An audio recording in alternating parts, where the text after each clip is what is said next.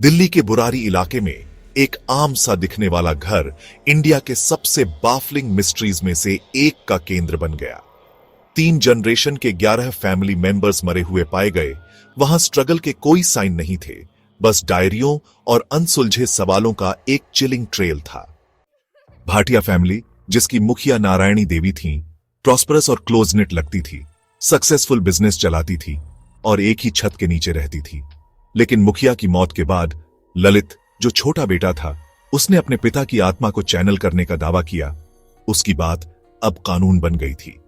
Family की daily life, business decision और यहां तक कि प्रियंका की एंगेजमेंट भी ललित को दूसरी दुनिया से मिलने वाले इंस्ट्रक्शन से तय होती थी।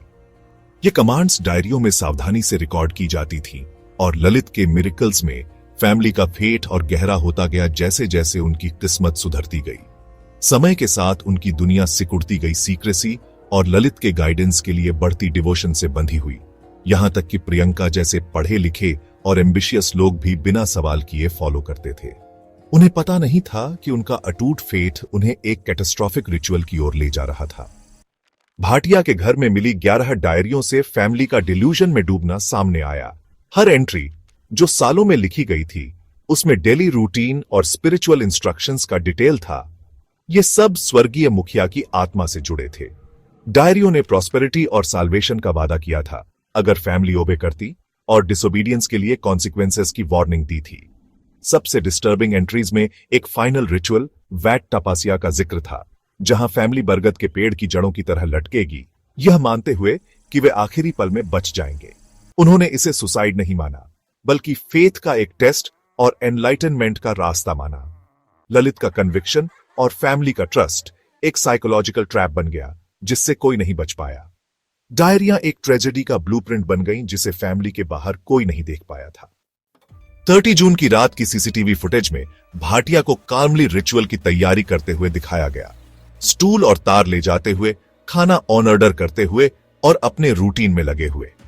कोई पैनिक नहीं था, कोई जबरदस्ती नहीं थी, बस एक फैमिली जो एक ही मकसद में यूनाइटेड थी, डायरियों के इंस्ट्रक्शंस को फॉलो कर रही थी।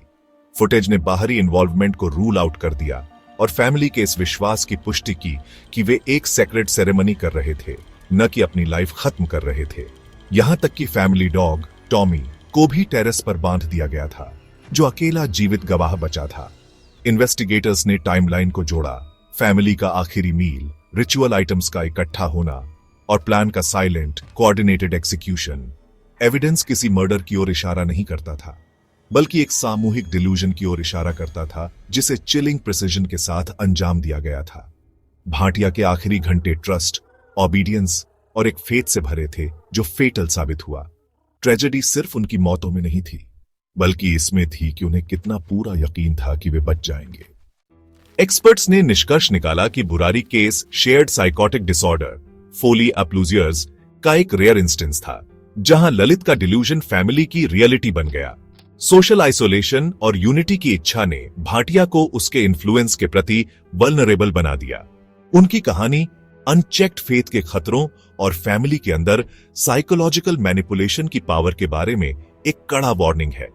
बुरारी ट्रेजेडी हमें यह पूछने पर मजबूर करती है, फेथ कब डिल्यूजन में बदल जाता है और हम अपने प्रियजनों को रियलिटी से संपर्क खोने से कैसे बचा सकते हैं। यह मेंटल हेल्थ अवेयरनेस और साइकोलॉजिकल वेलबीइंग के बारे में खुली बातचीत की तत्काल आवश्यकता पर प्रकाश डालता है।